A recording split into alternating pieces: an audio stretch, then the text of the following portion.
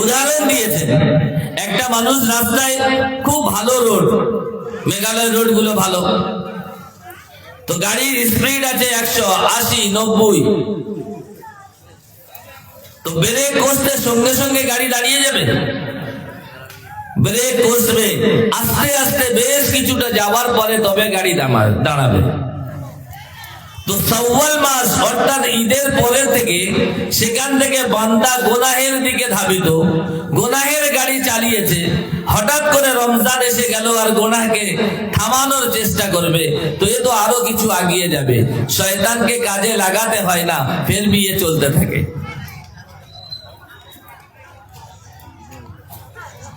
আর ও তো হার অবস্থায় দুশ্মনী করবেই।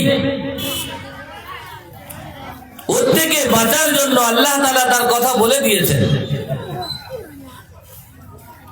কোরআনের মধ্যে 23 নম্বর পারায় সূরা ইয়াসিনের ভিতরে আল্লাহ তাআলা জানালেন, ইয়া বনি আদম আল্লা তা'বুদুশ শাইতান ইন্নাহু লাকুম আদুউম মুবিন। হে বনি আদম, হে আদমের সন্তানেরা, তোমরা শুনে রেখে দাও, শয়তান হলো তোমাদের প্রকাশ্য দুশমন। সুতরাং শয়তানের অনুসরণ তোমরা করো না, শয়তানের অনুকরণ তোমরা করো না, কেননা ও হলো তোমাদের প্রকাশ্য দুশমন। পার্থিব জীবনে দুনিয়ার জমিনের উপরে দেখা যায় মানুষ দুশ্মনী করছে, দুশ্মনকে দুশ্মন জানার পরেও ফের তার সঙ্গে চলাফেরা ওঠা বসা মানুষ করতে থাকে নিজেদের ব্যক্তিগত কিছু স্বার্থের কারণে। কিন্তু শয়তানের সঙ্গে চলার মধ্যে কোনো দুনিয়াবি কোনো স্বার্থ নাই, আর আখিরাতের তো ক্ষতি ছাড়া কোনো লাভের ব্যবস্থাও নাই। এরপরেও শয়তানের অনুকরণ কেমন করে করবে মানুষ? আল্লাহ তাআলা তার পরের আয়াতে জানালেন, ওয়ানি'বুদুনি, তোমরা আমার ইবাদত করো, হাযা সিরাতুল মুস্তাকিম, এটা হলো সোজা রাস্তা, সিধা রাস্তা, সরল রাস্তা, এটা হলো জান্নাতের রাস্তা। তো আল্লাহ তাআলার ইবাদত বান্দাগির জন্য আমাদেরকে সৃষ্টি করা হয়েছে। ও দুনিয়ার মুসলমান, আমার মুসলমান ভাইরা, আল্লাহ সুবহানাহু ওয়া তাআলা তিনি জানিয়েছেন তোমাদেরকে সৃষ্টি করেছি আমার ইবাদতের জন্য। ইমাম গাজ্জালী রাহমাতুল্লাহ আলাইহি কিতাবের মধ্যে লিখেছেন, যদি মুসলমানকে আল্লাহ তাআলা ইবাদতের জন্য তৈরি করে থাকে, তো মুসলমানের ঘুম থেকে ওঠা থেকে শুরু করে আবার পুনরায় ঘুমাতে যাওয়া পর্যন্ত যত কাজ কর্ম করবে সবটাই এদের জন্য ইবাদতে লেখা হবে। এমনকি মানুষের প্রয়োজন পেশাব পায়খানাতে যাবে, নোংরা জায়গা এবং পেটের ময়লা পরিষ্কার করার জন্য সেই জায়গায় যাবে, এই জায়গায় যাওয়াটাও ইবাদতের মধ্যে গণ্য হবে। এখন কখন গণ্য হবে এটা আমাদেরকে জানতে হবে। পেশাব পায়খানাতে মানুষ যায়, এই পেশাব পায়খানাতে যাওয়া এটাও ইবাদত হবে, কেননা আল্লাহ বান্দাকে তৈরি করেছেন ইবাদতের জন্য। আমাদের সকলকে সৃষ্টি করেছেন তার ইবাদতের উদ্দেশ্যে। তো 24টা ঘন্টার মধ্যে আমি যে কাজ করি না কেন সবটাই হবে ইবাদত, আর সবটাই হবে দ্বীন। এখন এই ইবাদত আর দ্বীন হওয়ার জন্য এইটা আমাদেরকে জানতে হবে।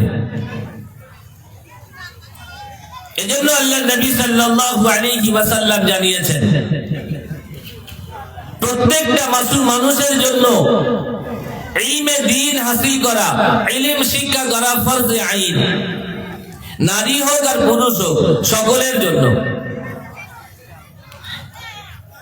তখন এই কথাটাও সামনে পেশ করে দিয়েছেন, যদি ইলমে দ্বীন হাসিল করার জন্য সুদূর চীন পর্যন্ত যেতে হয় সেখানে পৌঁছে যাও, আর সেখান থেকে তোমরা দ্বীনে ইলম হাসিল করো।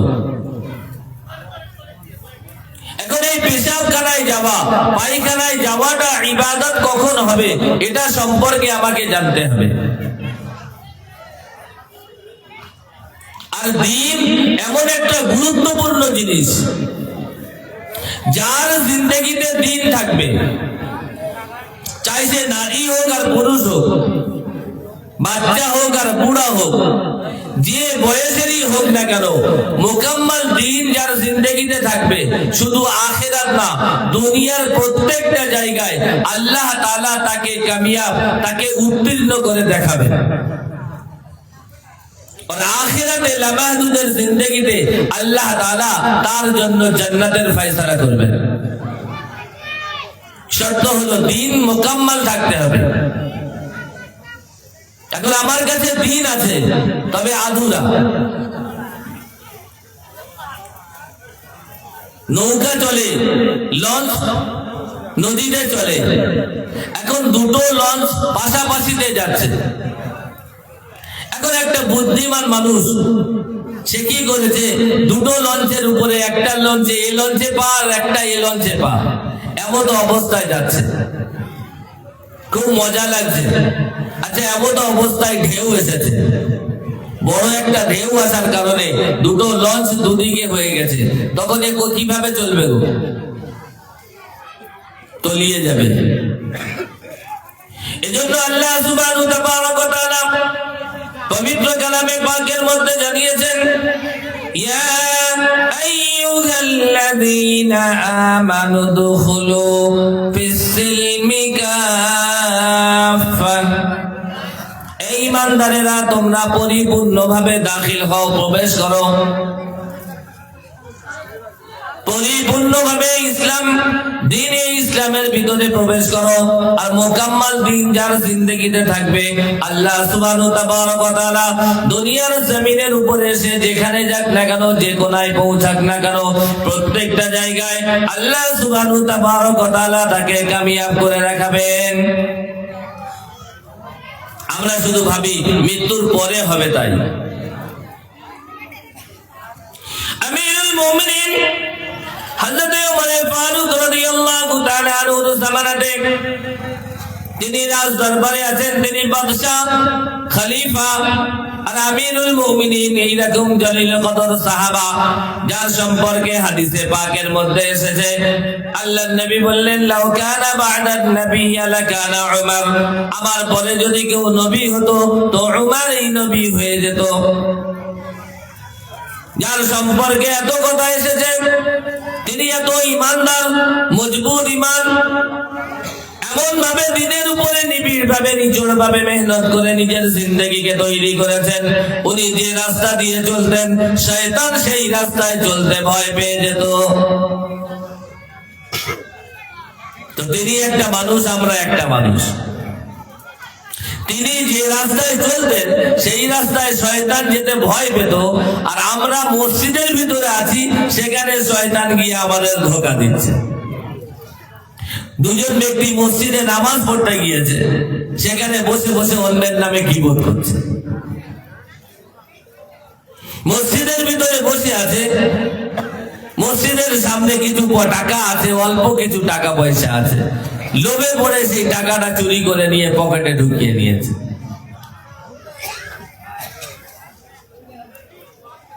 নফস আর শয়তান এই দুজনে গুনাহের দিকে নিয়ে যাচ্ছে, আর আমি সেই দিকে চলেছি।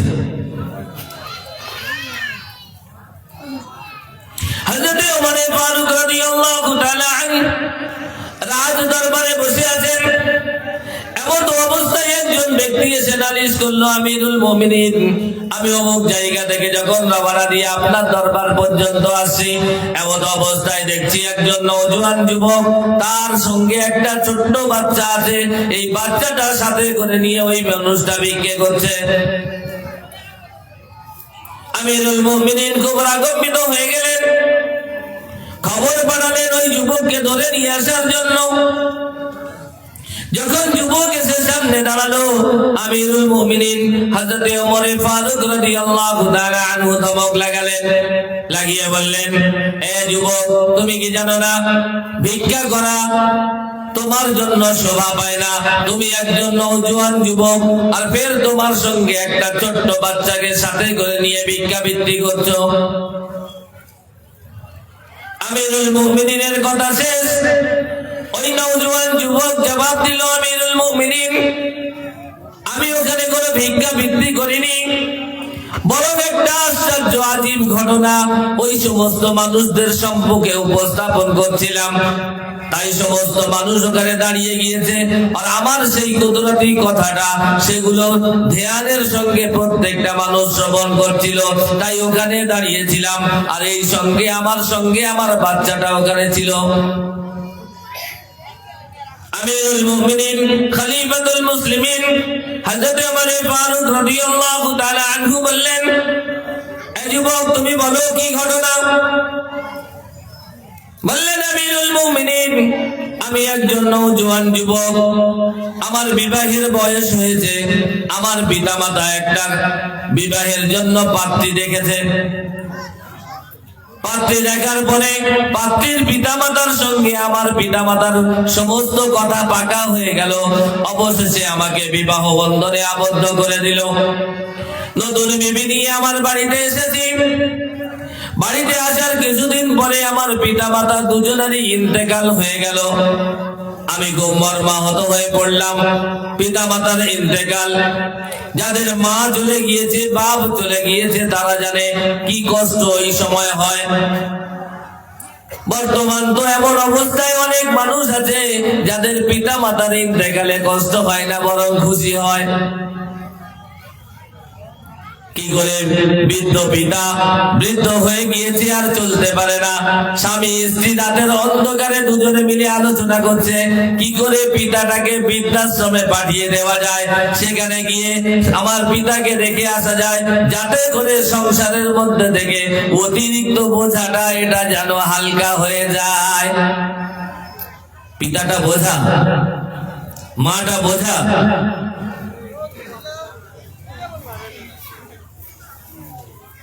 কিতাবের মধ্যে এসেছে মায়ের কদর সম্পর্কে আল্লাহর নবী সাল্লাল্লাহু আলাইহি ওয়াসাল্লাম জানান, আমার আম্মা জান যদি দুনিয়াতে বেঁচে থাকতেন, আর আমি মুহাম্মাদুর রাসূলুল্লাহ, আমি ইশার নামাজে দাঁড়িয়ে গিয়েছি, সূরা ফাতিহাও পড়ে ফেলেছি। এমন অবস্থায় পিছন থেকে আমার মা এসে যদি আমাকে ডাক দিতেন, এই বেটা মুহাম্মদ, আমার মায়ের খাতিরে আমি নামাজকে ছেড়ে দিতাম। মায়ের কদর এত। কিতাবের মধ্যে এসেছে মায়ের কদম তলে জান্নাত, আর বাপ হলো জান্নাতের দরওয়াজা। তুমি যদি ইচ্ছা করো তোমার জান্নাতের দরজাকে তুমি ঠিক করতে পারো, আর ইচ্ছা করো তুমি কুড়াল দিয়ে এই দরজাকে তুমি ভেঙে ফেলতে পারো। হযরত হাসান বসরি রাহমাতুল্লাহ আলাইহি বিখ্যাত একজন ইমাম, বহু আলিম, তার দরবারে সে দর্শ নিত আর তার সোহবতে পড়ে থাকতেন, যাতে করে তার কাছ থেকে রুহানি ফায়েজ গুলো হাসিল করতে পারতেন।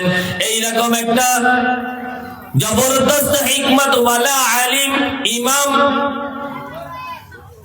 তিনি রাতের অন্ধকারে যখন বাড়িতে গিয়েছেন, বাড়িতে যাওয়ার পরে দেখছেন তার আম্মা জান ঘুমিয়ে পড়েছে, আম্মা জান শুয়ে আছে।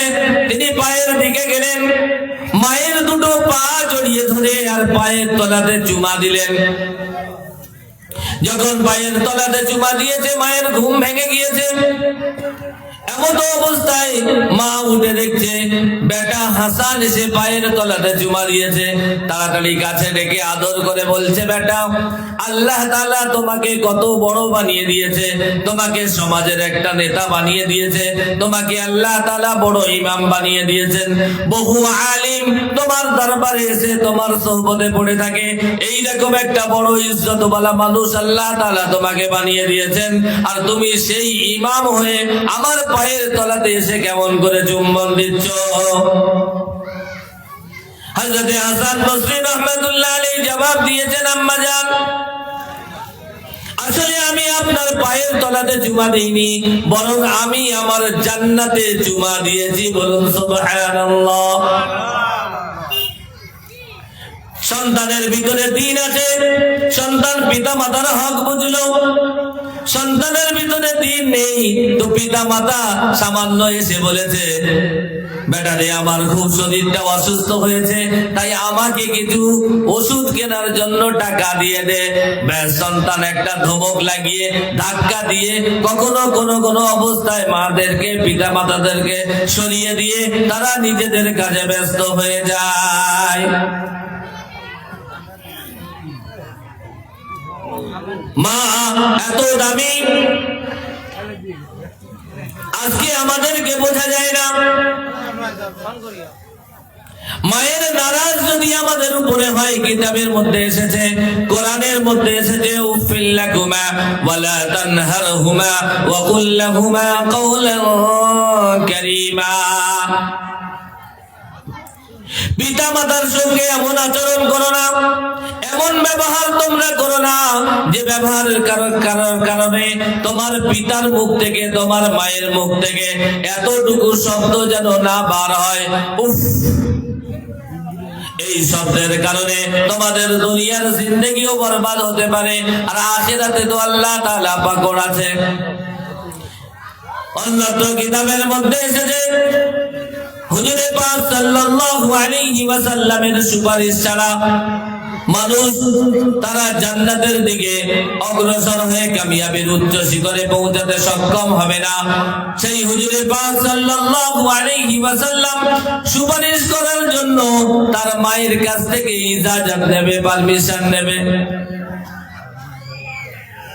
আর আমরা আমাদের পিতা মাতার সঙ্গে কেমন ব্যবহার করে চলেছি বলেন? যাদের দুনিয়া থেকে বিদায় নিয়েছে তাদের একমাত্র কষ্ট অনুভব হয়। হযরত ওমর ফারুক রাদিয়াল্লাহু তাআলা আনহুর সম্মুখে ওই যুবক বলছে, আমিরুল মুমিনিন, আমার পিতা মাতা দুনিয়া থেকে বিদায় নিয়েছে, দুঃখে মর্মাহত অবস্থায় আছি। কিছুদিন পরে আমার স্ত্রীর পিতা মাতা অর্থাৎ আমার শ্বশুর শাশুড়িরও ইন্তেকাল হয়ে গেল। এইরকম কঠিন পরীক্ষার সম্মুখীন অবস্থায় আমি হয়েছি। বিবি ওমর মাহাত, তার মুখে আর কোনো হাসি নাই, মলিন অবস্থায় সব সময় চলাচল করে। আর হাকিকাতে খুব দুঃখের সঙ্গে আমাদের সময় অতিবাহিত হচ্ছে। এইভাবে সময় পার হতে হতে একটা বছর পার হয়ে গেল। একদিন ঈশার নামাজ পড়ে আমি বাড়ি ফিরেছি। বাড়ি ফিরে এসে বসে আছি, এমন অবস্থায় বিবি আমার সম্মুখে এসেছে। তার মুখে একটা মৃদু হাসি নিয়ে আমার সম্মুখে এসে দাঁড়িয়েছে। তখন আমার কলিজাটা যেন একদম ঠান্ডা হয়ে গিয়েছে। আমি মনে করছি আসমান থেকে যেন মেঘগুলো সরে গিয়ে আসমান থেকে এক টুকরো হাসি আল্লাহ তাআলা আমার ঘরের ভিতরে প্রবেশ করিয়ে দিয়েছে। আস্তে করে বিবিকে কাছে ডাকলাম, আদর করে জিজ্ঞাসা করলাম, বিবি তুমি বলো, এতদিন পরে তোমার মুখে যে হাসিটা দেখলাম, এই হাসিটা দেখার পরে আমার কলিজা ঠান্ডা হয়ে গেল।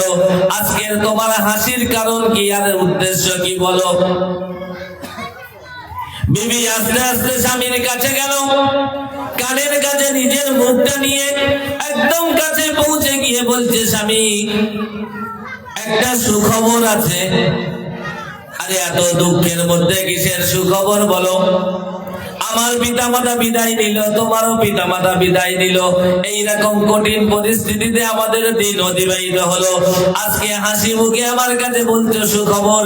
কিসের সুখবর তুমি একবার শোনাবে, বলে দাও। বিবি তখন জবাব দিচ্ছে, আমিরুল মুমিনিন, স্বামী। বিবি তখন জবাব দিচ্ছে, আমার প্রাণের স্বামী, আল্লাহ তাআলার রহম হয়েছে। আল্লাহ তাআলা আমাকে মা হওয়ার তৌফিক দিয়েছে, আমার গর্ভে সন্তান এসেছে। আর আপনাকে এই সন্তানের পিতা হওয়ার রাস্তা বার করে দিয়েছে। বলছে হাজারো গ্লানির মধ্যে থেকে দিলের মধ্যে অন্তরটা পুরো খুশিতে ভরে গেল। এমন অবস্থায় চোখ থেকে টস টস করে পানি পড়ছে।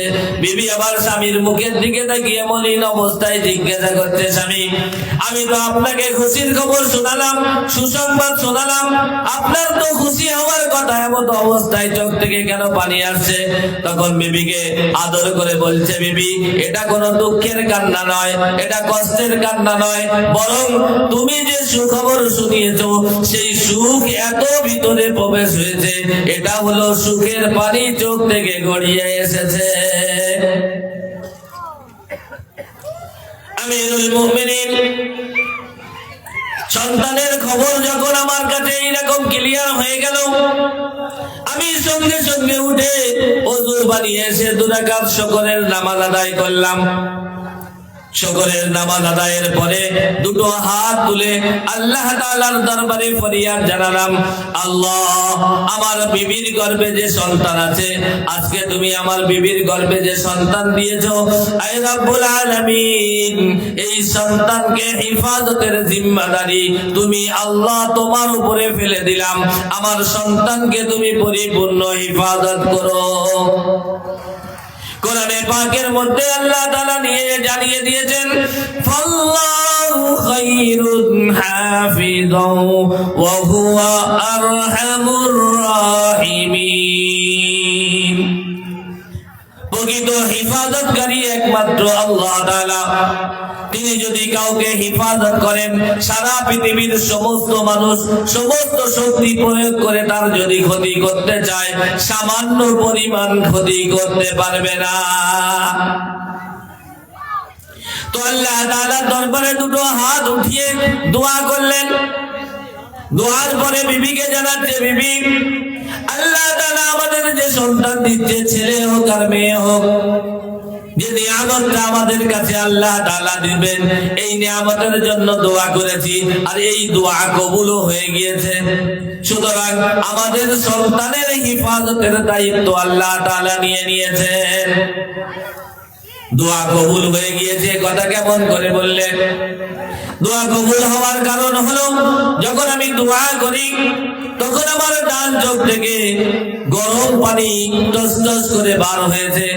কিতাবের মধ্যে এসেছে, যখন মানুষ দোয়া করে ইয়াকিন আর ইখলাসের সঙ্গে, এমন অবস্থায় তার চোখ থেকে গরম পানি যখন টস টস করে পড়ে, ডান চোখ দিয়ে পড়া শুরু করে, তখন আল্লাহ তাআলা ওই ব্যক্তির দোয়াগুলোকে কবুল করে নেন। তো আমাদের দোয়া কবুল হয়ে গিয়েছে। পরের দিন রাত ভোর চিন্তিত অবস্থায় আছে, সকাল হয়েছে, সুবহে সাদেকের সময় কানে আওয়াজ এসেছে, আসসালাতু খায়রুম মিনান নাওম।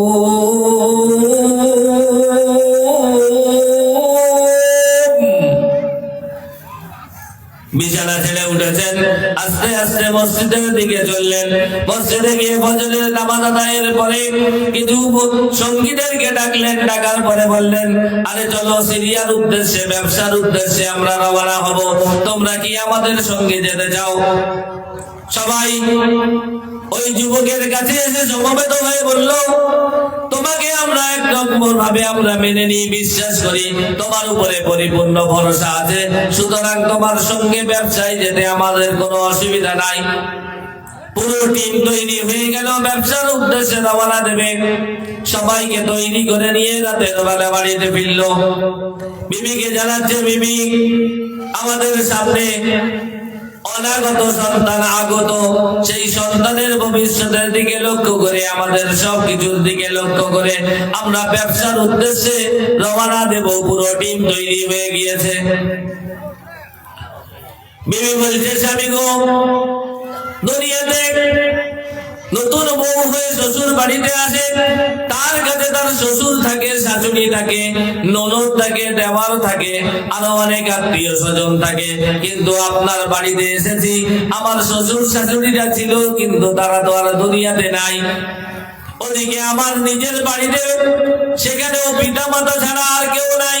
পিতা মাতাটুকু ছিল, সেটুকু আল্লাহ তাআলা নিয়ে নিল। এখন একমাত্র আমার সাহারা আপনি ছাড়া আর কেউ নাই। এমন অবস্থায় আমার গর্ভে সন্তান, আর এই অবস্থায় আপনি আমাকে ছেড়ে চলে যাবেন। তো সন্তানের এই অবস্থায় ছেড়ে যাওয়ার কারণে যদি কোনো অসুবিধা হয়, তো আমার পাশে দাঁড়ানোর মতো কে থাকবে আপনি বলুন?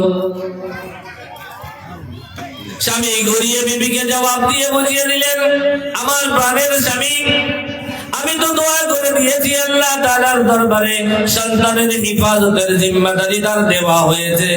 সুতরাং তুমি নিশ্চিন্তায় থাকো, আল্লাহ তাআলা হিফাজত গ্রহণ করে নিয়েছেন। এখন এই অবস্থায় আমরা ব্যবসার জন্য পুরো প্রস্তুতি নিয়ে ফেলেছি। এখন যদি আমি রুখে যাই, পুরা টিমটা নষ্ট হয়ে যাবে, সকলের অনেক অসুবিধা হবে। সুতরাং আমরা রওনা হয়ে যাব। সকাল হলো, সাথীদেরকে নিয়ে রওনা হয়ে যাবে। বিবির কাছ থেকে বিদায় নিচ্ছেন।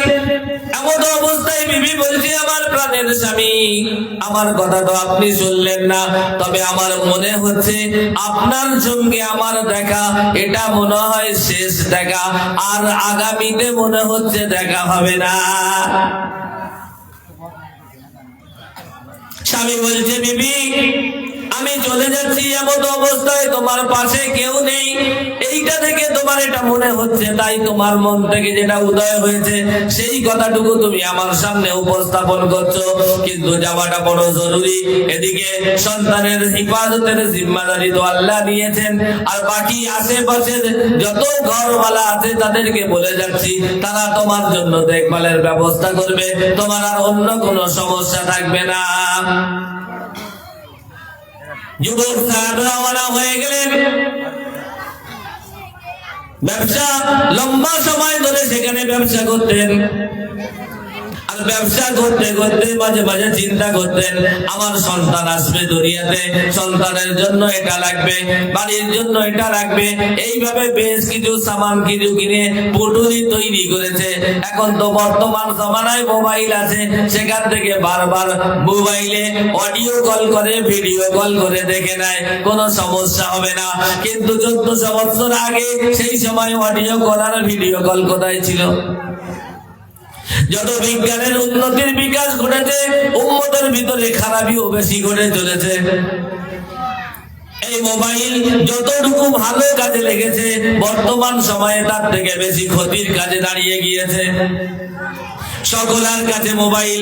আমাদের বাংলার সরকার তো আরো সকলের স্কুলের ছাত্র ছাত্রীদের পর্যন্ত মোবাইলের জন্য টাকা দিয়ে দিচ্ছে, অর্থাৎ প্রত্যেকের পকেটে মোবাইল রাখো। কিতাবের মধ্যে এসেছে প্রত্যেকটা জামানার দুটো ফিতনা আছে, একটা হলো নারী আর একটা হলো সম্পদ। কিন্তু এই জামানার সব থেকে বড় ফিতনা হলো মোবাইল। মোবাইল পকেটে আছে, ঘরের দাবাতে বসে আছে, অন্যজন ফোন করে জিজ্ঞাসা করছে, ভাই তুমি কোথায় আছো? বলে জঞ্জনি বাজারে।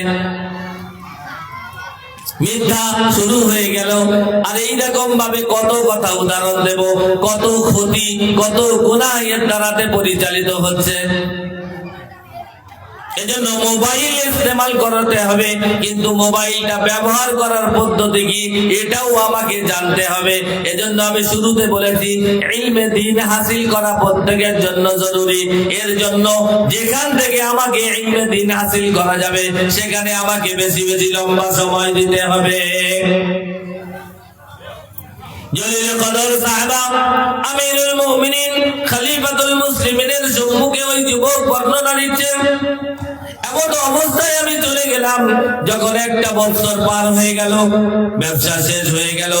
আর এই বছরের ব্যবসাতে এত লাভ হয়েছে, ইতিপূর্বে কোন ব্যবসাতে আমি এত লাভবান হতে পারিনি। বড় খুশির সঙ্গে সকল কাফেলার সঙ্গে আমি বাড়িতে ফিরছি। যখন এসে বাড়ির দরজার সম্মুখে দাঁড়িয়েছি, দাঁড়ানোর পরে ঘরের দিকে তাকিয়ে দেখছি সেখানে আমার বিবি নাই, আমার সন্তানও নাই। আমার ঘরটা যেন মাকড়সারা দখল করে রেখেছে। মাকড়সা বোঝেন তো? বিবিও নেই আর বাচ্চাও নাই, বুকটা ফাঁকা হয়ে গেল।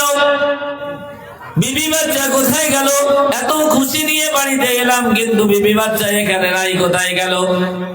চিন্তা করতে করতে আশেপাশের মানুষদের সঙ্গে কথোপকথন হলো। তারা বলল, যুবক তুমি কি কোরআন বিশ্বাস করো? বললেন, জি আমি কোরআন বিশ্বাস করি। আল্লাহ তাআলা কোরআনের মধ্যে জানিয়েছেন, ইযা জাআ আজালুহুম লা ইস্তাখিরুনা সাআতাও ওয়া লা ইস্তাকদিমুন।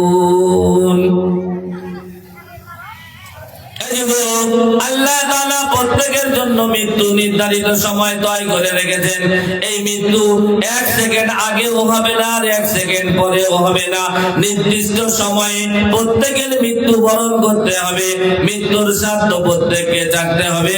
তাই তোমার বিবির যখন সময় হয়েছে, যুবক সঙ্গে সঙ্গে চোখে থেকে অটোমেটিক পানি এসে গেল, বুঝে দিল তার বিবি আর ইহ জগৎ নাই। তো বাচ্চা যুবক, বাচ্চা হওয়ার আগে তোমার বিবি ইন্তেকাল করেছে। আমরা চিন্তা করলাম যুবক তো বিদেশে অনেক দিন পরে ফিরবে, তাই আমরা কিতাবের দিকে লক্ষ্য করে, হাদিসের দিকে লক্ষ্য করে জলদি জলদি তোমার বিবিকে আমরা কি করেছি, দাফনের ব্যবস্থা করে দিয়েছি। আল্লাহ রাসূল সাল্লাল্লাহু আলাইহি ওয়াসাল্লাম জানিয়েছেন, 3টে জিনিসে কখনো দেরি করা যাবে না। নাম্বার 1, যখন তোমাদের সম্মুখে নামাজের ওয়াক্ত হয়ে যাবে, এই নামাজের ওয়াক্ত হয়ে গেলে আর দেরি করো না, সঙ্গে সঙ্গে নামাজের প্রস্তুতি নিয়ে নাও, আর নামাজের জন্য তৈরি হয়ে মসজিদের দিকে চলো। নারীরা তোমরা মুসাল্লাতে চলে যাও। মসজিদে গিয়ে যদি যুবক হোক আর বৃদ্ধ হোক, পুরুষরা যখন মসজিদে চলে যায় আর গিয়ে সেখানে গিয়ে জামাতের সঙ্গে নামাজ পড়ে, একা নামাজ পড়ার থেকে জামাতের সঙ্গে নামাজ পড়বে 27 গুণ সওয়াব আল্লাহ তাআলা বেশি ওই মানুষের আমল নামাতে দান করবে। এখন নারীরা মনে করছে আমরা পুরুষ হইনি বলে আমরা এই সওয়াব থেকে বঞ্চিত হব। আল্লাহ তাআলার খাজানার কোনো কমি নেই, নারীদেরকে বঞ্চিত করবে না। কিতাবের মধ্যে এসেছে, যদি কোন নারী যথা সময়ে আউয়াল ওয়াক্তে, অর্থাৎ ওয়াক্তের শুরুতে, যখন এই ওয়াক্ত হয়ে গেল, সেই ওয়াক্তের শুরুতে বাড়ির একটা নির্দিষ্ট জায়গা করবে, সেই নির্দিষ্ট জায়গায় সঙ্গে সঙ্গে গিয়ে ওযু বানিয়ে নামাজের জন্য প্রস্তুতি নিয়ে সেখানে পৌঁছে গিয়ে যখন নামাজ আদায় করবে, আউয়াল ওয়াক্তে আর ওই জায়গায় সঠিকভাবে আদায় করবে, আল্লাহ তাআলা এই পুরুষটাকে যেমন 27 গুণ সওয়াব দেয়, ওই নারীটার আমল নামাতেও আল্লাহ তাআলা 27 গুণ সওয়াব দিয়ে দেবেন। বলুন সুবহানাল্লাহ। এজন্য নামাজের ওয়াক্ত হয়ে গেলে আর নামাজের অপেক্ষা করা যাবে না, জলদি জলদি নামাজের প্রস্তুতি নিতে হবে। 2 নম্বর হলো, যখন ঘরের সন্তান চাইছে, নারী হোক আর পুরুষ হোক, ছেলে হোক আর মেয়ে হোক, যাই যখন বড় হয়ে যাবে, বিবাহের উপযুক্ত হয়ে যাবে, তখন তাদের জন্য বিবাহের ব্যবস্থা করে নেওয়া, এর জন্য কোনো রকম দেরি করা যাবে না। নাম্বার 3, যখন কোনো মাইয়িত হয়ে যায়, কেউ ব্যক্তি মৃত্যুবরণ করে যায়, সঙ্গে সঙ্গে তার জানাজা যত দ্রুত গতিতে পারো তার জানাজার ব্যবস্থা করে দাফন কার্য সমাধা করা। এই 3টে জিনিসে বিলম্ব করা, দেরি করতে নিষেধ করা হয়েছে। আমার মুসলমান ভাইরা, ওই মানুষগুলো বললেন, যুবক তোমার বিবির ইন্তেকাল হয়ে যাবার পরে তোমার অপেক্ষায় আর রাখলাম না, সঙ্গে সঙ্গে আমরা দাফন করে দিয়েছি। কিন্তু একটা আশ্চর্যের কথা হলো এই, তোমার বিবির কবর ওই তোমার বাড়ির কোণে ওই জায়গায় দেওয়া হয়েছে, কিন্তু প্রতিদিন রাতে আমরা একটা সময় দেখি তোমার বিবির কবরের উপর থেকে, ভিতর থেকে একটা আগুনের গোলা ঠিক ঘুরতে ঘুরতে ঘুরতে ঘুরতে আসমান পর্যন্ত পৌঁছে যায়। এটা অনেকের নজরে এসেছে, কিন্তু আমরা কি ব্যাপার বুঝতে পারি না। যুবক মর্মাহত, দুঃখিত, শোকাগত সব রকম অবস্থায় আর ঘর বাড়ি পরিষ্কার না করে, বরং নামাজ আদায় করে এসে বাড়ির সামনে দাবাতে একটা সাইড জায়গাতে এসে একটু আরাম হয়েছে। উলামায়ে ইকরামরা ব্যাখ্যা করতে গিয়ে বলেন, এমন অবস্থায় যুবক শুয়েছে, নিজের হাতের উপরে মাথা দিয়ে শুয়ে পড়েছে, এমন অবস্থায় নজরটা আছে ঠিক বিবির কবরের দিকে। ঠিক ওই রকম সময়ে ওই আগুনের গোলাটা কবর থেকে বার হলো আর ঘুরতে ঘুরতে আসমানের দিকে চলে গেল। যুবক আশ্চর্য হয়ে ভাবছে, আমার বিবি তো কোনো অপরাধী নয়, বিবিকে আমি যতক্ষণ কাছে পেয়েছি, যত দেখেছি, যত বুঝেছি, তার ভিতরে কোন রকম তো ভুল ছিল না, কিন্তু বিবির কবর থেকে কেন আগুন বার হবে? আমার সোনার চাঁদ মায়েরা, আমার বুবু জানেরা, আমার আম্মা জানেরা, কান খুলে শুনি।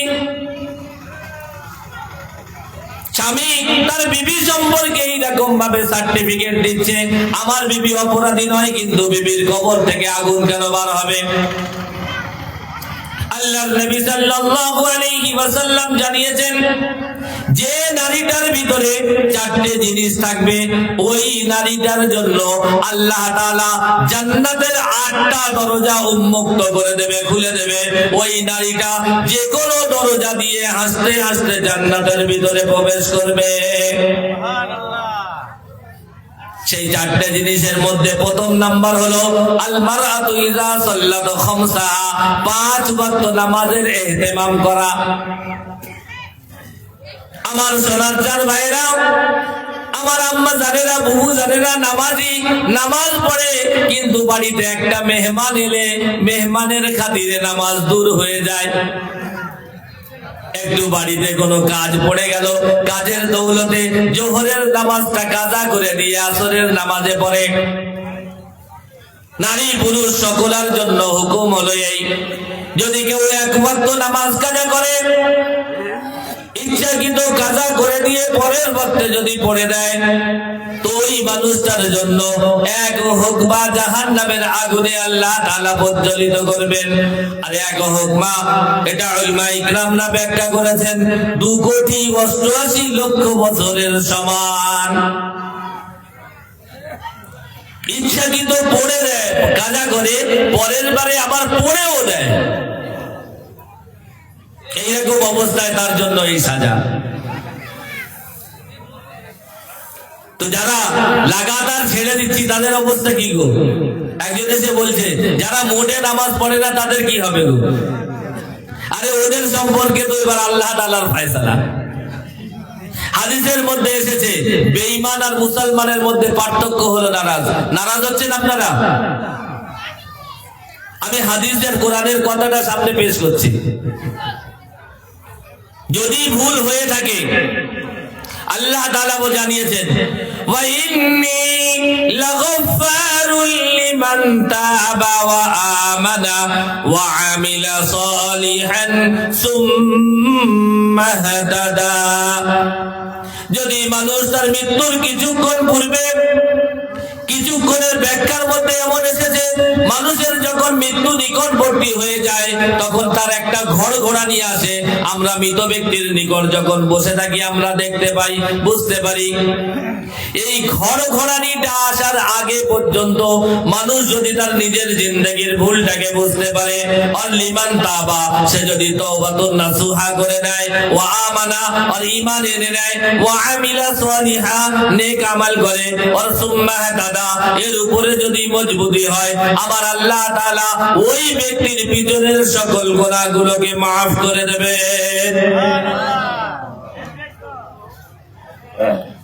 আফসোস আর মায়ুসি আর হতাশা হওয়ার কোনো ব্যাপার নাই।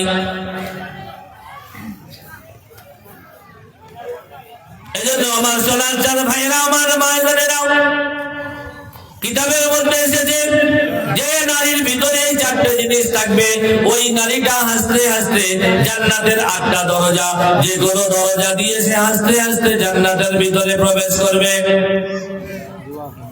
নাম্বার 1, 5 ওয়াক্ত নামাজ। নাম্বার 2, রমজান মাসের রোজা। নাম্বার 3, তার সতীত্বকে হিফাজত করা, পর্দার সঙ্গে থাকা।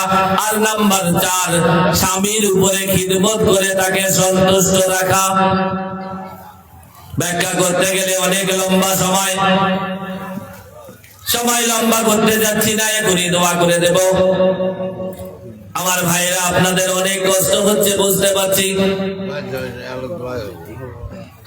তার উপরে কথা হলো এই চারটে জিনিস যে নারীর ভিতরে থাকবে, ওই নারীটা হাসতে হাসতে জান্নাতের 8টা দরজা, যে কোনো দরজা দিয়ে সে জান্নাতের ভিতরে প্রবেশ করতে পারবে। এই যুবক বললেন, আমিরুল মুমিনিন, এটা দেখার পরে আমি আশ্চর্যান্বিত হয়ে বিভিন্ন অবস্থায় কৌতূহল আমার ভিতরে জাগলো। রাতের বেলা যখন শুয়ে পড়লাম, এই অবস্থায় চিন্তা করছি, সকালবেলা যাই হোক আমি কবর খুলে দেখবো আসল কি ঘটনা ঘটছে। প্রতিদিন আগুনটা কবরের ভিতর থেকে বার হয় কেন? অন্যের বাড়িতে গিয়ে একটা কোদাল জোগাড় করেছেন, সকাল হয়েছে, সমস্ত মানুষ শূন্য, কোনো মানুষ চলাচল করছে না, এরকম খালি সময় গিয়ে কবরের একটা পাশ দিয়ে একটু খোলা শুরু করে দিয়েছে।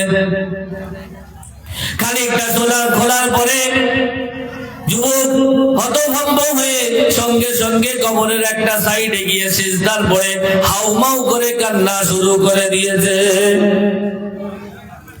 আমিরুল মুমিনিন হযরত ওমর ফারুক রাদিয়াল্লাহু তাআলা আনহু বললেন, এ যুবক, তুমি ওই কবরের ভিতরে কি দেখেছো বলো, যেটা দেখার পরে তুমি সিজদাতে পড়ে গিয়েছো? যুবক বললেন, আমিরুল মুমিনিন, আমি কবরের ভিতরে তাকিয়ে দেখি আমার যে সন্তানটা সে কবরের ভিতরে জীবিত অবস্থায় আছে। শুধু তাই নয়, ওই কবরের ভিতরে আমার বিবির স্তন থেকে, বুক থেকে ওই বাচ্চা তার মায়ের বুক থেকে দুধ পান করছে। এটা দেখার পরে আমি আর সহ্য করতে পারিনি, তাই দৌড়ে আল্লাহ তাআলার শুকরের মধ্যে, নামাজের মধ্যে সিজদায় পড়ে গিয়েছি। বললেন, আমিরুল মুমিনিন, এমন অবস্থায় যখন সিজদা করে উঠলাম, আসমান থেকে কে যেন আমার কাছে ঘোষণা দিয়ে শুনিয়ে দিচ্ছে, এ আমার বান্দা, তুই ওই দিন দোয়া করেছিলিস, দোয়ার সময় তুই বলেছিলিস, আল্লাহ, আমার বিবির পেটে যে বাচ্চাটা আছে এই বাচ্চাকে তুমি হিফাজত করো। ওই দিন যদি বলতিস, আল্লাহ, আমার বিবি সহ বাচ্চাকে হিফাজত করো, তো আমি আল্লাহ ওই দিনের দোয়াকে কবুল করে তোর বাচ্চার সঙ্গে তোর বিবিকেও হিফাজত করতাম। আমিরুল মুমিনিন, গ্রামবাসী আমার হাউমাউ কথা শুনে ছুটে আসলো, দৌড়ে আসলো। আসার পরে এই ঘটনা দেখার পরে ওখান থেকে বাচ্চাকে উঠালাম। আর বাচ্চাকে ওঠানোর পরে কবরকে খুব সুন্দর ভাবে আরামগাহ বানিয়ে দিলাম। ওই বাচ্চাকে সাথে করে নিয়ে এসেছি, আর ওই মানুষগুলো আমার সঙ্গে কথা শুনতে চেয়েছে, তাই ওখানে দাঁড়িয়ে দাঁড়িয়ে এই বাচ্চাটাকে সাথে করে নিয়ে এর বক্তব্যগুলো ওদের সম্মুখে পেশ করছিলাম। ওরা জানতে চেয়েছিল, হে যুবক, তোমার বিবি তো বাচ্চা হওয়ার আগে ইন্তেকাল করেছে, কিন্তু এই বাচ্চার চেহারা দেখছি তুমি বাপ, তোমার মুখের সঙ্গে অনেক মিল আছে, তুমি এইরকম সুন্দর একটা ফুটফুটে বাচ্চা কোথায় পেয়েছো? তাই এই বর্ণনা দিতে গিয়ে ওদের সম্মুখে যখন দাঁড়িয়ে কথা বলি, তখন মানুষ এসে ওখানে ভিড় লাগিয়ে দিয়েছিল। তো আল্লাহ তাআলা তিনি এইরকম হিফাজত করনে ওয়ালা বান্দা দোয়া করেছেন, তো আল্লাহ কবুল করেছেন। বান্দা হতাশ হয়ে গিয়েছে, কিন্তু এই অবস্থায় কবরের মধ্যেও আল্লাহ তাআলা ওই বাচ্চাকে হিফাজতের জন্য প্রতিদিন আসমান থেকে একটা নূর, একটা আলো ওই বাচ্চাকে, দুনিয়ার মানুষ তো দুনিয়ার অবস্থার মধ্যে থাকবে, তাই কবরের মধ্যে ওই আলো পৌঁছে দেওয়া হতো।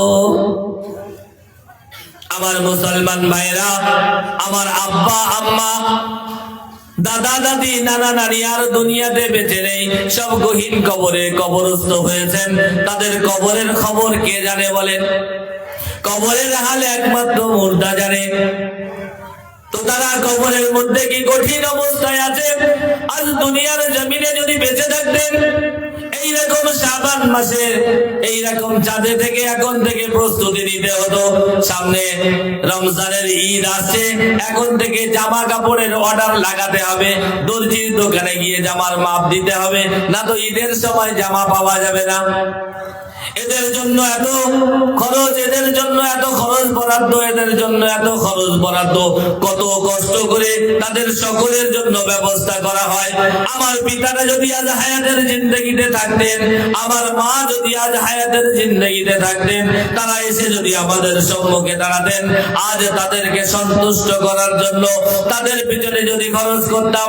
আমরা নিজেরা শ্বশুর বাড়ি থেকে খাট পেয়েছি, ও লাইনে বক্তব্য যাচ্ছি না, তো আমরা খাটের উপরে শুয়ে আছি, মা ওদিকে বিছানায় নিচে শুয়ে থাকে, ঠান্ডায় কষ্ট হবে, তাই মায়ের একটা খাট কিনতে গেলে সেখানে 10 থেকে 15,000 টাকা, 20,000 টাকা খরচ হয়ে যায়। এইরকম কঠিন পরিস্থিতিতে মায়ের পিছনে খরচ করতে হয়, কিন্তু মা চলে গিয়েছে 4 বছর, 5 বছর, 6 বছর, 10 বছর হয়ে গিয়েছে, আর কোনদিন আমাদের কাছে এসে সামান্য পরিমাণ কিছু চাইবে না। আর ওই মা যিনি আমার জন্য এত কষ্ট করে দুনিয়ার মুখে দুনিয়ার জমিনে মুখ দেখিয়েছেন, এত কঠিন ভাবে লালন পালন করে আমাকে বড় করেছেন, মানুষের মতো উপযুক্ত তৈরি করেছেন। এই রকম অবস্থায় মা দুনিয়া থেকে বিদায় নিয়েছেন। কবরের মধ্যে কোন অবস্থায় আছে আমরা কেউ জানি না, একমাত্র আল্লাহ জানে। ওই মায়ের কবরে যদি কোনো আযাব হয়ে থাকে, ওই আযাবকে মাফ করার লক্ষ্যে আমি আল্লাহ তাআলা যে সমস্ত রাস্তাগুলো দেখিয়েছেন ওই রাস্তাকে অবলম্বন করি, তাহলে আল্লাহ তাআলা হতে পারে আমার এই ওসিলায় সেই রাস্তার বরকতে আমার মায়ের কবরের আযাবকে মাফ করে দেবেন, আমার পিতার কবরের আযাবকে মাফ করে দিয়ে কবরগুলো জান্নাতের টুকরা বানিয়ে দেবেন। এর জন্য একটা রাস্তা হলো এই আল্লাহ তাআলার ঘর মসজিদ সদকায়ে জারিয়া।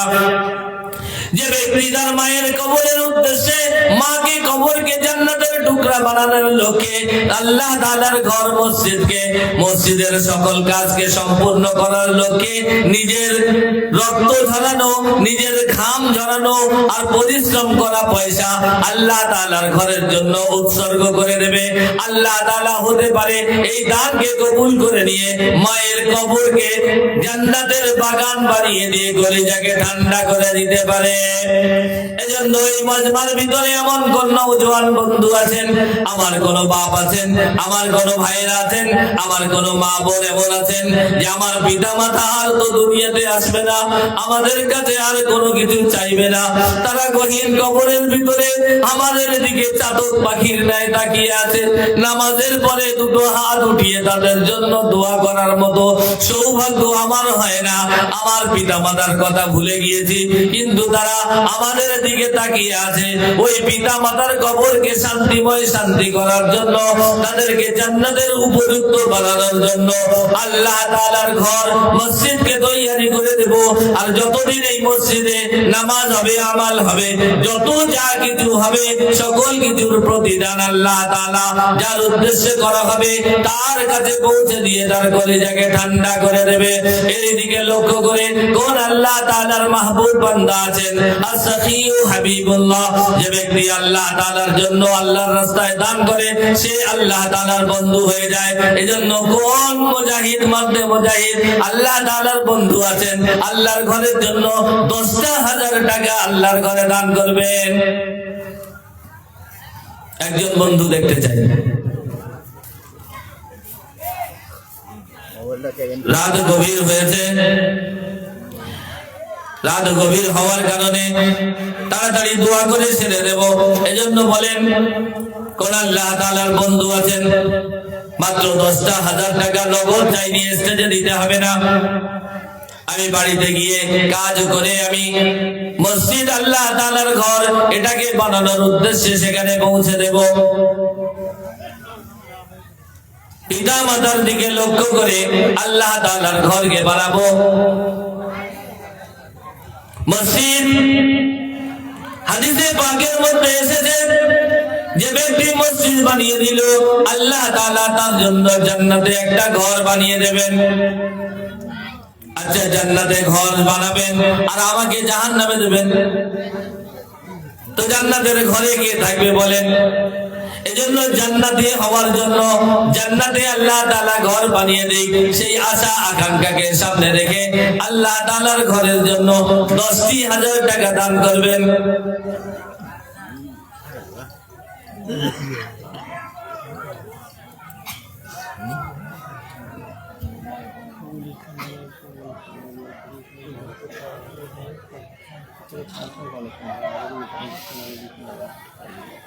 সে চালাচ্ছিস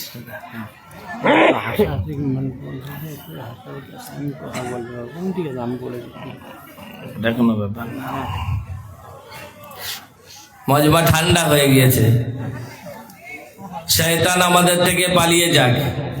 এই জন্য একবার নারায়ে তাকবীর, নারায়ে তাকবীর।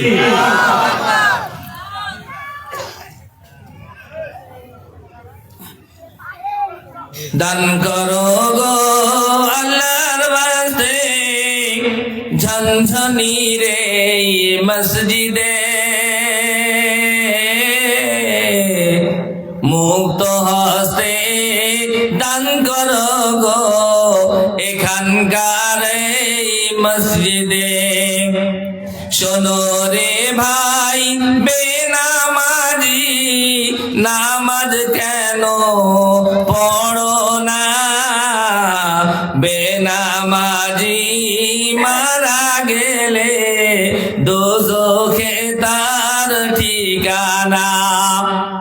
প্রথমেতে আসিবে ফজর, ফজর পড়বে যেই জনা, ফজর হবে গোরের বাতি, গোর অন্ধ আর থাকবে না। তারপরে আসিবে জোহর, জোহর পড়বে যেই জনা, জোহর হবে মাথার ছাতি, তামার তাপার লাগবে না। তারপরে আসিবে আসর, আসর পড়বে যেই জনা,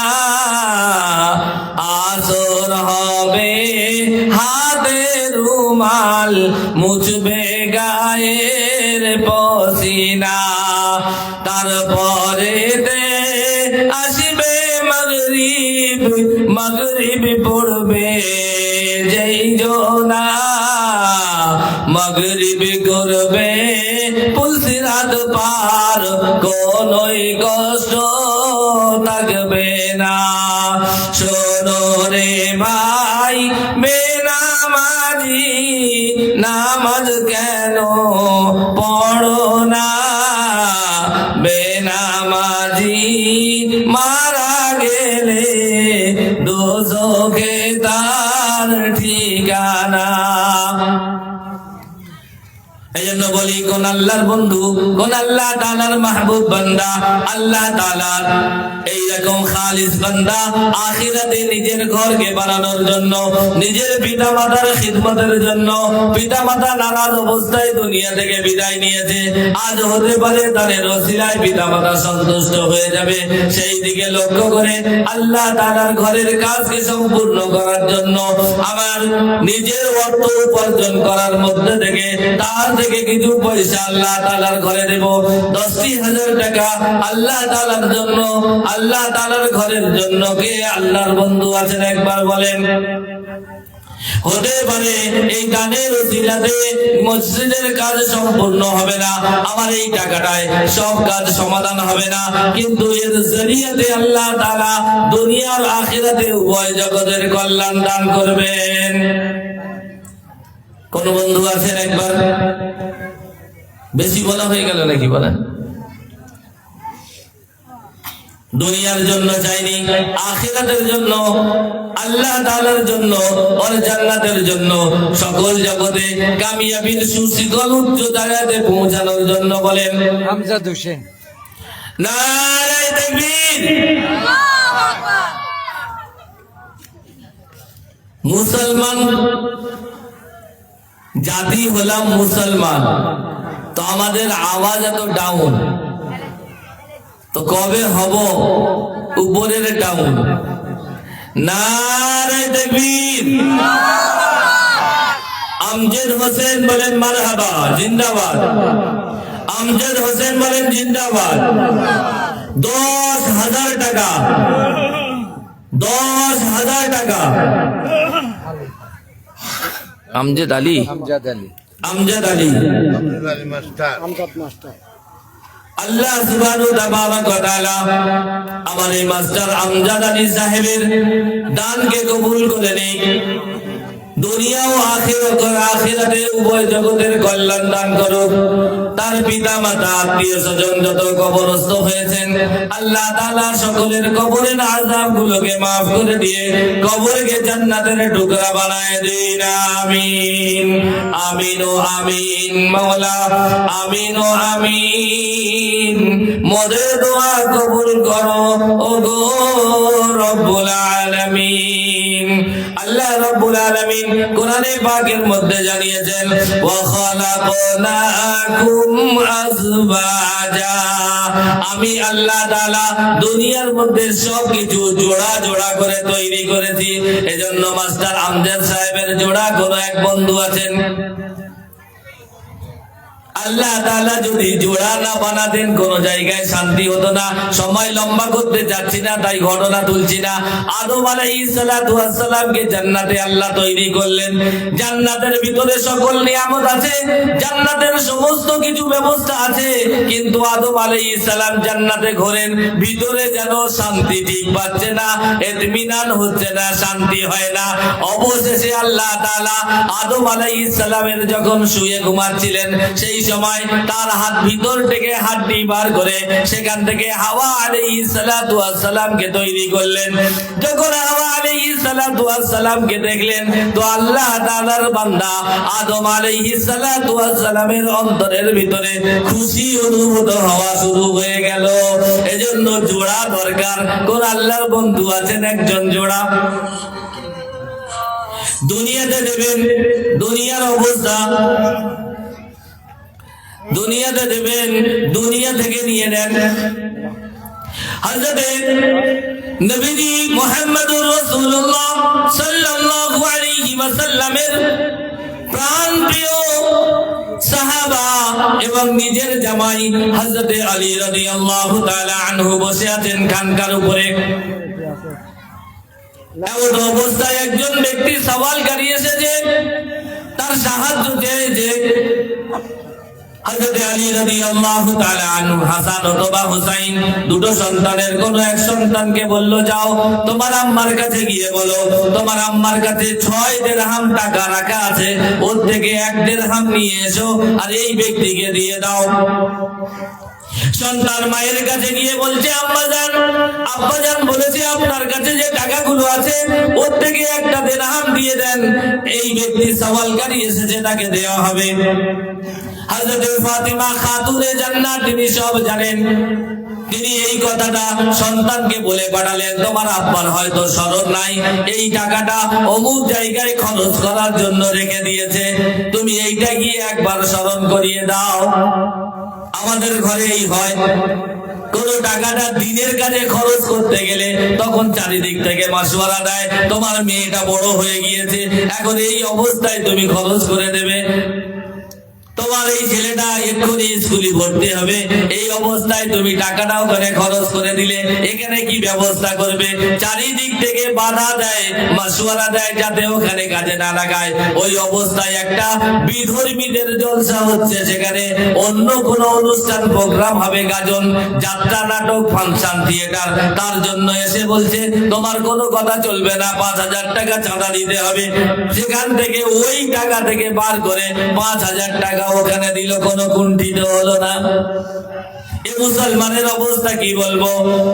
হযরত খাতুনে জান্নাত ফাতিমা রাদিয়াল্লাহু তাআলা আনহা স্মরণ করিয়ে দিল, যখন সন্তান এসে বাপের কাছে বলছে আম্মা জান এই কথা বলেছে, তখন আলী রাদিয়াল্লাহু তাআলা আনহু বললেন, তুমি এবার ফিরে যাও, তোমার মায়ের কাছ থেকে যে 6 দিরহাম আছে 6 দিরহাম সম্পূর্ণ এনে এই ব্যক্তিকে দিয়ে দাও। সঙ্গে সঙ্গে ওই 6 দিরহাম এনে ওই ব্যক্তিকে দিয়ে দিল, সেই ব্যক্তি চলে গেল খুশি মনে। আমিরুল মুমিনিন হযরত আলী রাদিয়াল্লাহু তাআলা আনহু বসে আছেন। এমন অবস্থায় একজন ব্যক্তি একটা উট হাতে করে নিয়ে যাচ্ছে, উট হাতে করে নিয়ে যাচ্ছে। তৈরি জিজ্ঞাসা করছে, নবীকে বাবা তুমি যে উটটা নিয়ে যাচ্ছ কি ব্যাপার, কোথায় নিয়ে যাচ্ছ বলো? বললেন, হুজুর এটাকে বিক্রি করব, কত টাকা দাম? উদাহরণস্বরূপ বলা হচ্ছে এই উটটার দাম 140 টাকা। আমিরুল মুমিনিন আলী রাদিয়াল্লাহু তাআলা আনহু বললেন, তোমার উট আমি কিনে নিলাম, ওটা ওখানে বেঁধে দিয়ে চলে যাও, পরে এসে পয়সা নিয়ে নিও।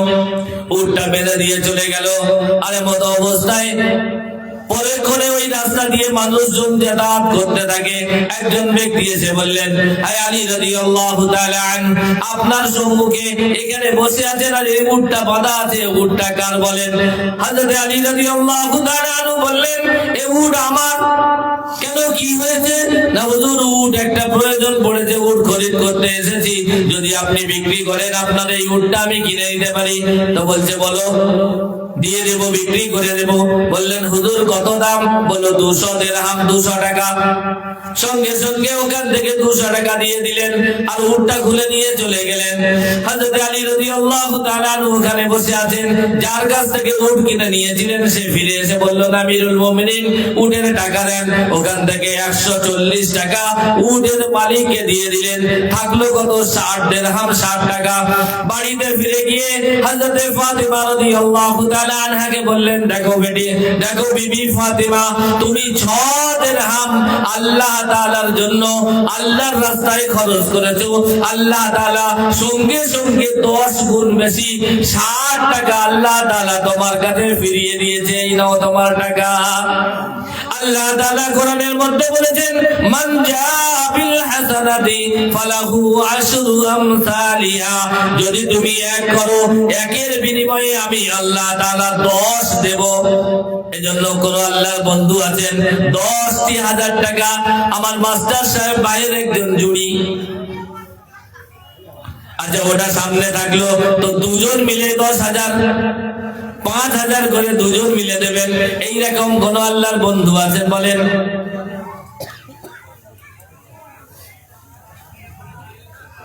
দশ 10,000 দেওয়া কষ্টকর মনে হচ্ছে। যুবক নওজওয়ানরা, আমরা কত পয়সা কামাচ্ছি আর কত দুনিয়ার পিছনে খরচ হয়ে যাচ্ছে। মাসে যদি 500 করে টাকা দিই, 10 মাসে 5,000 হয়ে যাবে। একদিনের রোজ 30 দিনের খরচা নিজেদের জন্য রাখছি, 29 দিনের একটা দিনের রোজের পয়সা আল্লাহ তাআলার ঘরের জন্য দেবো মাসে। 10 মাস দিলে এটা খরচ পুরা হয়ে যাবে। অনেক আসান। এই সহজ জিনিসটা নিজের জিন্দগিতে ওঠাই। আল্লাহ তাআলা দুনিয়াতে নগদ দেবেন আর আখিরাতে তো এর বদলা তো দেবেনই দেবেন। এজন্য কোন আল্লাহর বন্ধু আছেন 50,000 টাকা আল্লাহর ঘরের জন্য?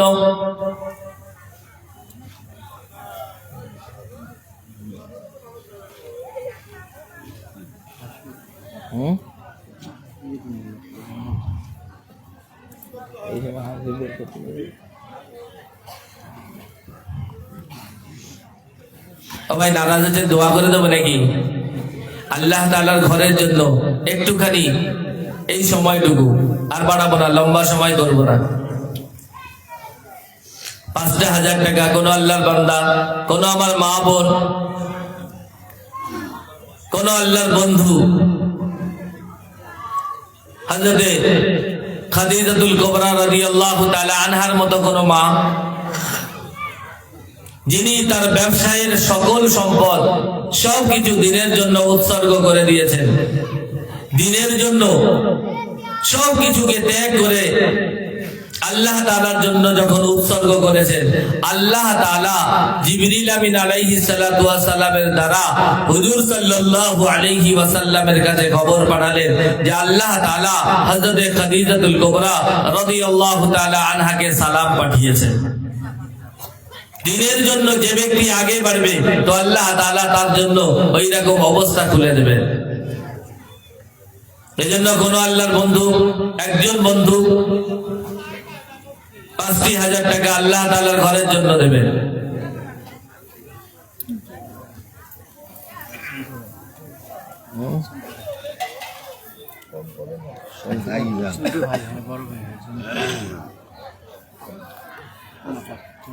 মাশাআল্লাহ, কি নাম ভাইয়া? নারে তাকবীর, নারে তাকবীর। মিটুল মিয়া, ভালো নামই বলি। মিটুল মিয়া বলেন জিন্দাবাদ। 5,000 টাকা। মারহাবা, জাযাকাল্লাহ।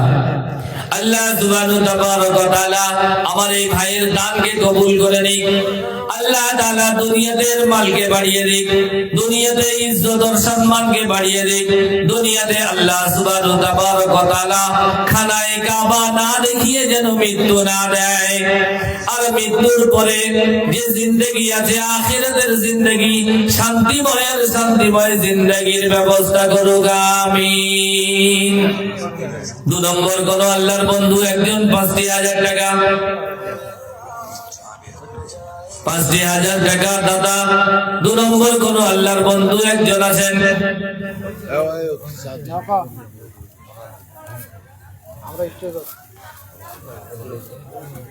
কষ্ট হোক একটু, এটাই জোড়া তৈরি হোক, যাতে করে আল্লাহ তাআলা তিনি যে অবস্থায় বান্দাদেরকে তৈরি করেছেন সেই অবস্থার উত্তম জায়গায় পৌঁছে যেতে পারি। কোন আল্লাহ তাআলার বন্ধু, কোন যুবক নওজোয়ান ভাই, কোন মা আখিরাতের কথা চিন্তা করে, কি নাম দেখো, না ওইটাই মোবাইলটা হারিয়েছিল, মালিক বাড়িয়েছে ওর মোবাইল, ব্লকটা জেনে নিয়ে তারপর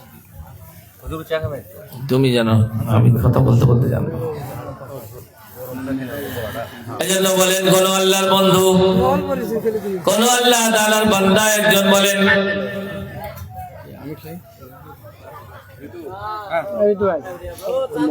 যত তাড়াতাড়ি হবে তাড়াতাড়ি দোয়া করে দেবো ইনশাআল্লাহ। নিজের জন্য কোনো চাহিদা নাই, আল্লাহর ঘরের জন্য।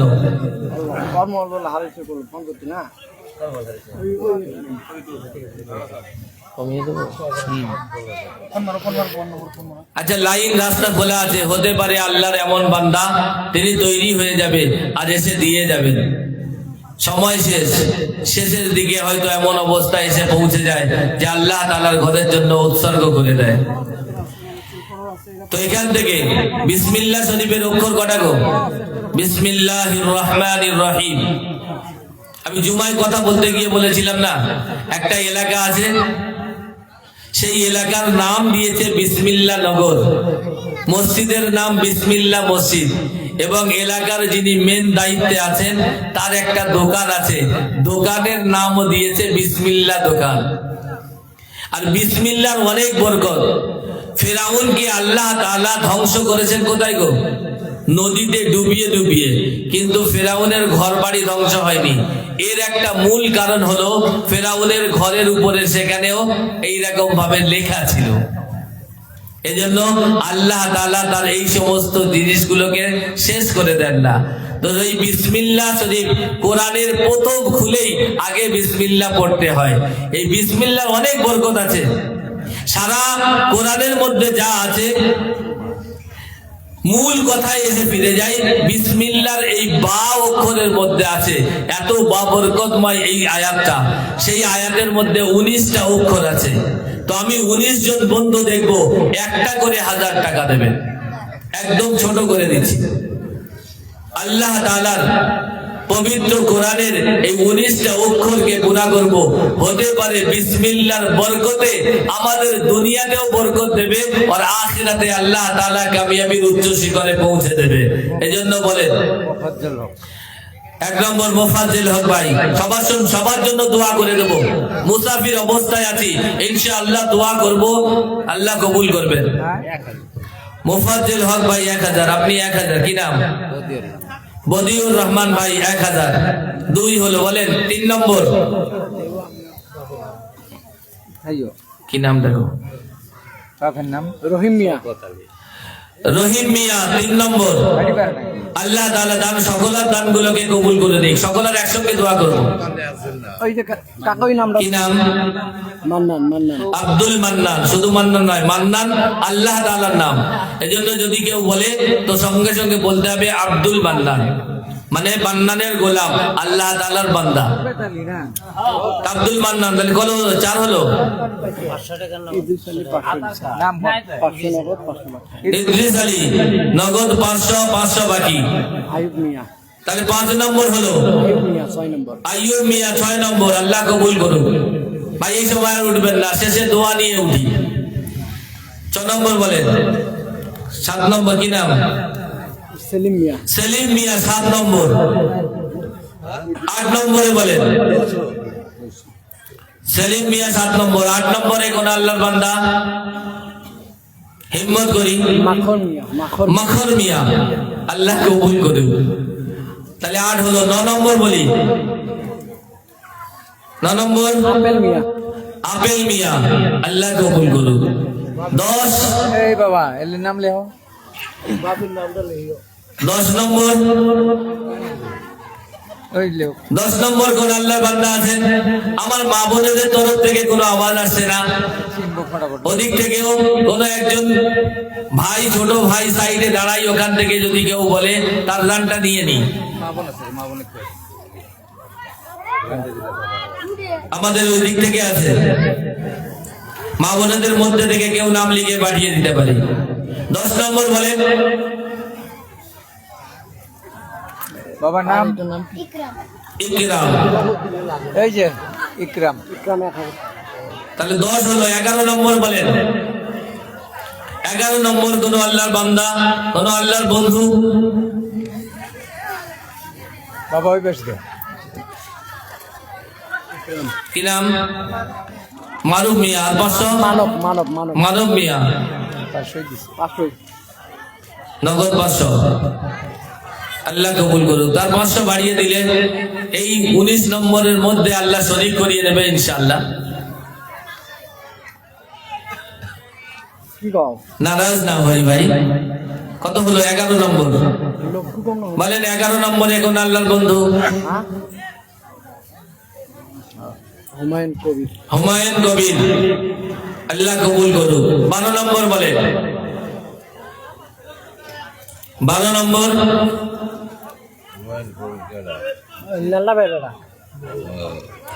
12 নম্বরে কোন আল্লাহর বন্ধু?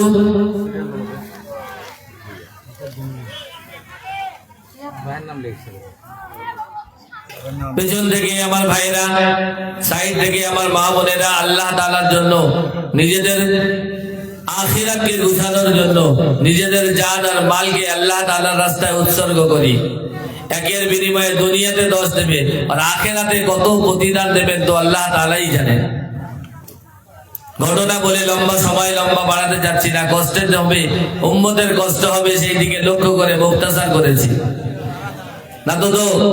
আজকে ওই যে 4টে কথা বলেছিলাম না, যে 4টে নারীদের ভিতরে আমল থাকবে, ওই 4টের করলে আল্লাহ তাআলা জান্নাতের 8টা দরজা খুলে দেবে। তো সব কথাগুলোকে পুরো খুলে খুলে আলোচনা করার ইচ্ছা ছিল। আমার একজন মা নগদ 200 টাকা দান করে গেছে। আল্লাহ তাআলা তার দানকে কবুল করে নিক। ভাই 12 নম্বরে বলেন এইটা আজকে পুরা হতে হবে। জুড়ি ওদিকে পাইনি, ছেড়ে দিয়েছি, কিন্তু 1000 টাকা এইটা 17টা পুরা হতে হবে।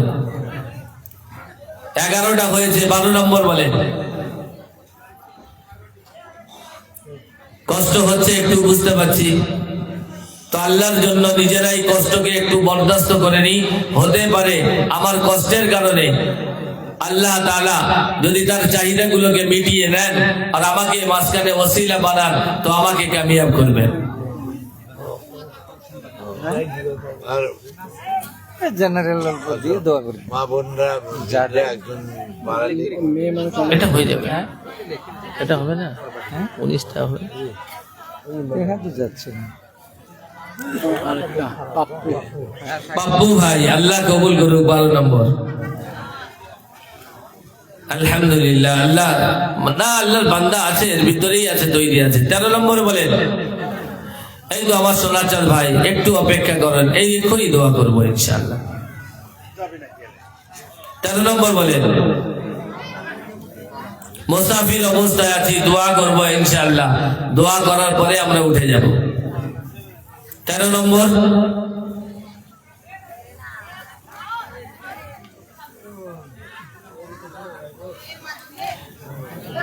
আচ্ছা, এবারে যে যত পারবেন দিয়ে দেন। আল্লাহু আকবার।